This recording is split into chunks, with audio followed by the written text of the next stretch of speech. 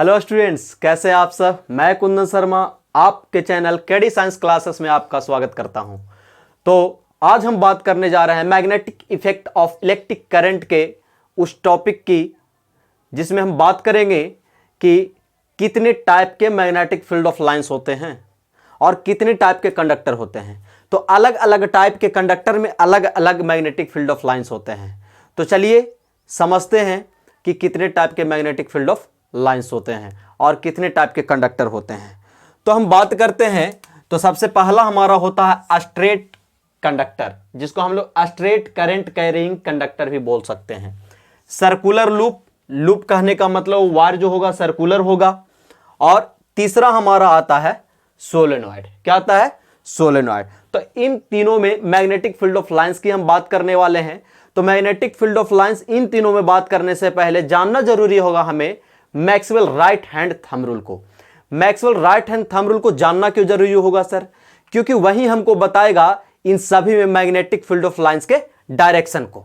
ठीक है, यानी कि मैग्नेटिक फील्ड ऑफ लाइंस के डायरेक्शन को फाइंड करने के लिए हम लोग Maxwell right hand thumb rule का यूज करते हैं। तो मैक्सवेल ने क्या बताया राइट हैंड थंब रूल में? उन्होंने क्या बताया, समझिए बात को। मान लीजिए कोई कंडक्टर है। क्या है? कंडक्टर। इसको अपने राइट हैंड से इस तरीके से पकड़ा कि इनका जो थंब है वो डिनोट करता है करंट के डायरेक्शन को। किसको बताता है? करंट के डायरेक्शन को। अब बाकी जो फोर फिंगर है, जिसको हम लोग कर्ल फिंगर बोलते हैं। क्या बोलते हैं? कर्ल फिंगर बोलते हैं। वो बताता है हमें मैग्नेटिक फील्ड के डायरेक्शन को। किसको बताता है? मैग्नेटिक फील्ड को डायरेक्शन को। यानी कि यहां पर आप देख सकते हैं, यदि करंट का डायरेक्शन ऊपर होगा तो मैग्नेटिक फील्ड का डायरेक्शन आपको दिख रहा होगा एंटी क्लॉकवाइज होगा। क्या होगा? Anti clockwise. एंटी क्लॉकवाइज कहने का मतलब घड़ी के विपरीत दिशा में। घड़ी तो ऐसे घूमती है, हम लोग इस तरीके की बात कर रहे हैं। यानी कि करंट का डायरेक्शन अपवर्ड, मैग्नेटिक फील्ड का डायरेक्शन एंटी क्लॉकवाइज डायरेक्शन में होगा। अगर हम करंट के डायरेक्शन को चेंज कर दें, करंट का डायरेक्शन किधर है? डाउनवर्ड है। मैग्नेटिक फील्ड का डायरेक्शन क्लॉकवाइज। क्लियर हो गई बातें? अगर मैग्नेटिक फील्ड का डायरेक्शन इधर है, इट में से ईस्ट है, किधर जा रहा है? डाउनवर्ड जा रहा है। किधर जा रहा है? डाउनवर्ड जा रहा है। करंट के डायरेक्शन को चेंज कर दें तो किधर जा रहा है? अपवर्ड जा रहा है। इस तरीके से आप किसी भी कंडक्टर में मैग्नेटिक फील्ड ऑफ लाइंस के डायरेक्शन को फाइंड कर सकते हैं। तो मैक्सवेल ने क्या कहा आपको समझ में आ गया। चलिए इसके स्टेटमेंट को देख लेते हैं हम लोग।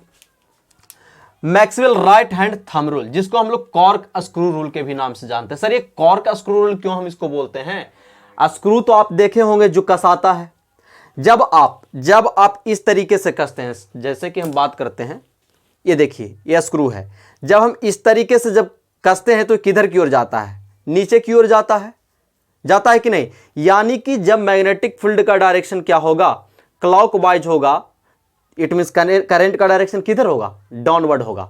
देख लीजिए, करंट का डायरेक्शन डाउनवर्ड, मैग्नेटिक फील्ड का डायरेक्शन क्लॉकवाइज। अगर इसी को हम खोलते हैं, जब यह स्क्रू को हम खोलते हैं तो ये कहां आता है? ऊपर आता है। कहां आता है? ऊपर आता है। यानी कि मैग्नेटिक फील्ड का डायरेक्शन क्या होगा? एंटी क्लॉकवाइज होगा और करंट का डायरेक्शन क्या होगा? अपवर्ड। देख लीजिए है या नहीं? तो देखिए यहां पर स्टेटमेंट को देखिए, कह रहा है it states that when the conductor is held in your right hand. किसमें? राइट हैंड में ही पकड़ना होगा।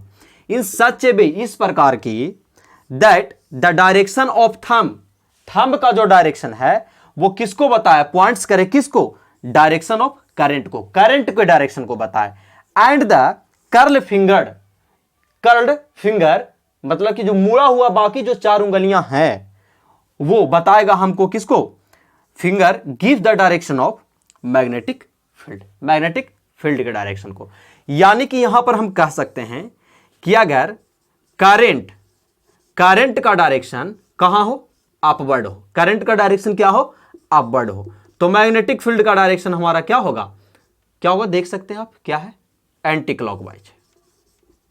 एंटी क्लॉकवाइज है। अगर करंट का डायरेक्शन क्या हो? डाउनवर्ड हो तो क्लॉकवाइज। मैग्नेटिक फील्ड का डायरेक्शन क्या होगा, क्लॉकवाइज होगा। तो इसी प्रकार से स्ट्रेट कंडक्टर में भी देखा जाएगा। अगर स्ट्रेट कंडक्टर, ये मान लीजिए क्या है, स्ट्रेट कंडक्टर है, ये क्या है, स्ट्रेट कंडक्टर है, इसमें करंट अपवर्ड डायरेक्शन में जाएंगे तो मैग्नेटिक फील्ड क्या होगा, मैग्नेटिक फील्ड क्या होगा, सर्कुलर बनाएगा। क्या बनाएगा, सर्कुलर बनाएगा। और उसका डायरेक्शन क्या होगा, करंट अपवर्ड रहेगा तो एंटी क्लॉकवाइज, करंट डाउनवर्ड रहेगा तो क्लॉकवाइज होगा। तो इन तीनों के बारे में हम लोग बात करते हैं। ओके, तो नोट करिए यहां तक।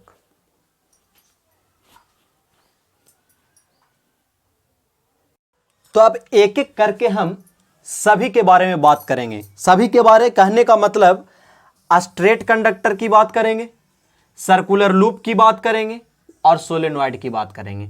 तो सबसे पहले बात करते हैं स्ट्रेट कंडक्टर के बारे में। यहां पर देख रहे हैं आप, ये मान लीजिए ये आपका ए और ये आपका बी। ए भी एक स्ट्रेट कंडक्टर है जो जिसमें करंट जा रहा है आई। क्या करंट जा रहा है, आई जा रहा है।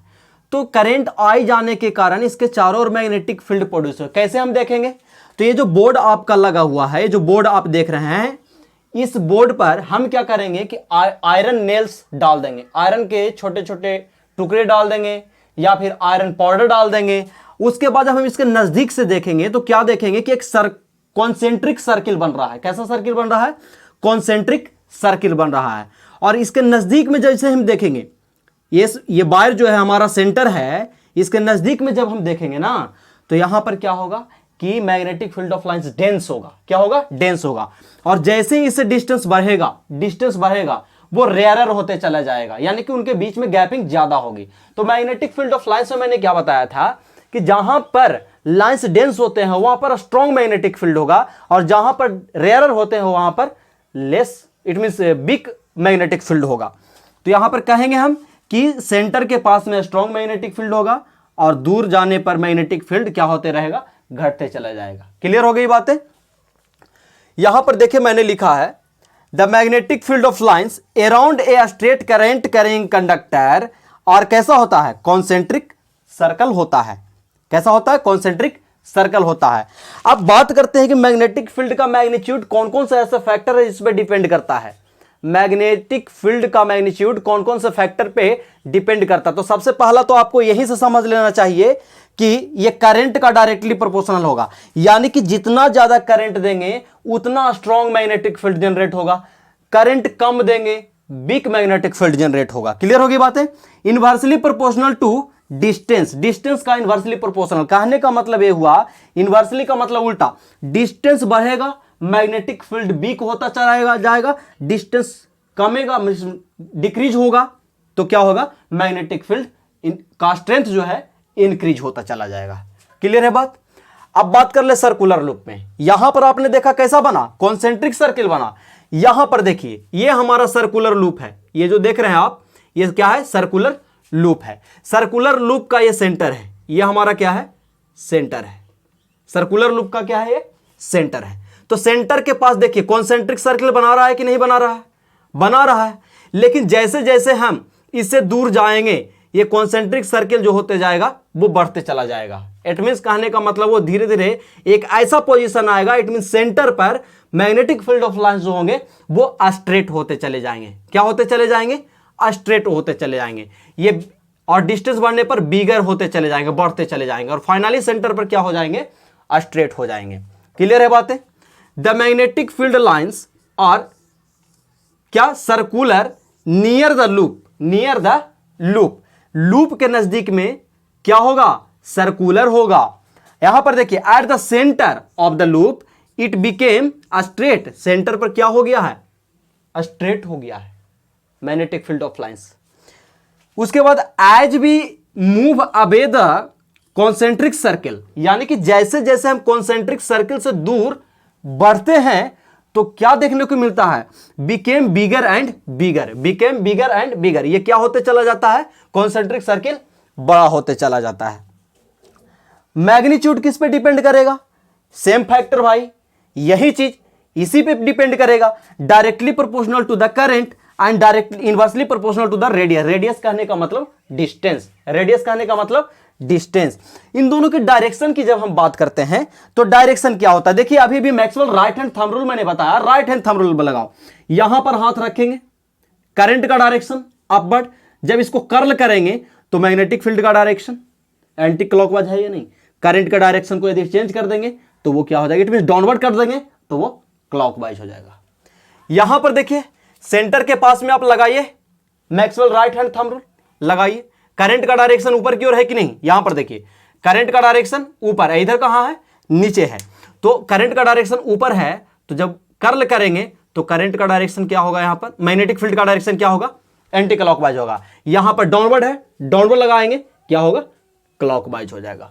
क्लियर हो गई, डायरेक्शन फाइंड कर लिए। अब बात करते हैं हम लोग सोलेनॉइड की। तो सोलेनॉइड का जो मैग्नेटिक फील्ड होता है वो बार मैग्नेट के मैग्नेटिक फील्ड के बराबर होता है। इट मींस बराबर नहीं कहने का मतलब बार मैग्नेट के मैग्नेटिक फील्ड के जैसा ही सिमिलर होता है। क्या होता है, सिमिलर होता है। यहां पर आप देख रहे हैं सोलेनॉइड का फिगर बना हुआ, किसका बना हुआ है, सोलेनॉइड का फिगर बना हुआ है। इसमें देखिए एक हमारा हो गया और नॉर्थ पोल और एक हमारा हो गया साउथ पोल, नॉर्थ से साउथ, नॉर्थ से सॉरी उल्टा मैंने लिख दिया, नॉर्थ और साउथ, नॉर्थ और साउथ। तो यहां पर देखिए साउथ अंदर में क्या आता है, साउथ से नॉर्थ की ओर जाता है, बाहर में नॉर्थ से साउथ की ओर आता है। ऐसा आपने देखा होगा किसमें, बार मैग्नेट में देखा होगा। सेम मैग्नेटिक फील्ड किस में आएगा, आपका सोलेनॉइड में आएगा। यानी कि the solenoid is a long coil containing a large number of close turns of insulated copper wire. Solenoid क्या होता है, तो इंसुलेटेड कॉपर वायर को अगर नागिन डांस करते हुए ऐसे ऐसे हम लपेट दें नाग की तरह, जिस प्रकार से पेड़ में नाग बाबा जो लपेटा रहता है ना, उसी टाइप से अगर लपेट देंगे तो वो हमारा क्या हो जाएगा, सोलेनॉइड होगा। ध्यान रहे इंसुलेटेड कॉपर वायर, क्या चीज, insulated copper wire. The magnetic field produced by solenoid is similar to the bar magnet. किसके जैसा होता है, बार मैग्नेट जैसा। मैग्नेटिक फील्ड ऑफ लाइंस जो होता है वो किसका होता है, सोलेनॉइड का होता है। The magnetic field of lines inside the solenoid are in the form of parallel straight line, parallel straight line. देखिए अंदर में देखिए एक पैरेलल स्ट्रेट लाइन बना रहा है कि नहीं बना रहा है, पैरेलल स्ट्रेट लाइन बना रहा है, जिसको हम लोग यूनिफॉर्म भी बोलते हैं। क्या बोलते हैं, यूनिफॉर्म। आपसे पूछे कि सोलेनॉइड के अंदर कैसा मैग्नेटिक फील्ड ऑफ लाइंस होता है, तो आप बोल सकते हैं यूनिफॉर्म होता है। कैसा होता है, यूनिफॉर्म होता है। तो ये सोलेनॉइड है सर, इसके स्ट्रेंथ को हम बढ़ाना चाहें तो क्या करेंगे, इसके स्ट्रेंथ को यदि हम बढ़ाना चाहेंगे तो क्या करेंगे, तो पहला कंडीशन है कि हम क्या करेंगे कि नंबर ऑफ टर्न्स को बढ़ा देंगे। अगर आप 1000 टर्न्स लिए हैं सोलेनॉइड में तो आप उसको इंक्रीज कर दें, increase the number of turns, strength will be also increase. यानी कि नंबर ऑफ टर्न्स को हम इंक्रीज करेंगे तो स्ट्रेंथ भी क्या होगा, इंक्रीज होगा। पहला कंडीशन। दूसरा कंडीशन, यहां पर देखिए करंट को इंक्रीज करने से स्ट्रेंथ क्या हुआ था, इंक्रीज हुआ। यहां पर भी हम स्ट्रेंथ को क्या करेंगे, इंक्रीज करने के लिए करंट को इंक्रीज कर देंगे, करंट के मैग्नीट्यूड को हम क्या कर देंगे, इंक्रीज करेंगे, तो हमारा स्ट्रेंथ भी क्या हो जाएगा, इसका इंक्रीज हो जाएगा। तीसरी फैक्टर है कि मटेरियल पर डिपेंड करता है, नेचर ऑफ द मटेरियल। जैसे कहने का मतलब अगर इसके अंदर हम सॉफ्ट आयरन को डाल देते हैं, सोलेनॉइड के अंदर सॉफ्ट आयरन को डाल देते हैं, तो सॉफ्ट आयरन डालने से क्या होता है, वो स्ट्रॉन्ग मैग्नेटिज्म जनरेट करता है। कैसा जनरेट करता है, स्ट्रॉन्ग मैग्नेटिज्म। पहला तो हमारा इसका मैग्नेटिज्म, उसका सॉफ्ट आयरन डाले तो उसका मैग्नेटिज्म, ये दोनों का मैग्नेटिज्म क्या होता है, ऐड हो जाता है, इसलिए इसकी स्ट्रेंथ जो होती है वो बढ़ जाती है। अब सॉफ्ट आयरन का ही यूज क्यों करते हैं सर हम लोग, तो सॉफ्ट आयरन का इसलिए यूज करते हैं कि जब उसमें करंट पास कराएंगे तब तक वो मैग्नेटिज्म उसमें बना रहेगा, और वो भी मैग्नेटिज्म स्ट्रॉन्ग रहेगा। क्या रहेगा, स्ट्रॉन्ग रहेगा। लेकिन जैसे ही करंट पास कराना उसमें हम बंद कर देंगे तो मैग्नेटिज्म को पूरी तरह क्या कर देता है, लॉस कर देता है। इसलिए ही हम लोग सॉफ्ट आयरन का यूज करते हैं इलेक्ट्रोमैग्नेट बनाने के लिए या फिर सोलेनॉइड के स्ट्रेंथ को इंक्रीज करने के लिए। यहां पर मैंने बता डाला है strength of magnetic field solenoid का किस पे डिपेंड करता है, तो यह डिपेंड करता है हमारा नंबर ऑफ टर्न्स पे। टर्न्स बढ़ाएंगे तो क्या होगा, स्ट्रेंथ बढ़ेगा। करंट के मैग्नीट्यूड को बढ़ाएंगे, स्ट्रेंथ बढ़ेगा। और nature of the core material जो उसमें डालते हैं, तो ये हमारा किसका होना चाहिए, सॉफ्ट आयरन का होना चाहिए। किसका होना चाहिए, सॉफ्ट आयरन का। ये था हमारा अलग अलग कंडक्टर में मैग्नेटिक फील्ड ऑफ लाइंस। अगर किसी प्रकार का डाउट हो तो आप मेरे कमेंट सेक्शन में बताएं ताकि मैं आपके डाउट को क्लियर कर सकूं। हालांकि किसी प्रकार की डाउट नहीं होनी चाहिए। वीडियो अच्छा लगा तो लाइक और शेयर जरूर कीजिए ताकि और भी वीडियोज मैं आपके लिए बनाता रहूं। और हां, अगले वीडियो के नोटिफिकेशन के लिए आप अपना बेल आइकन दबाना नहीं भूलें। Thank you for watching.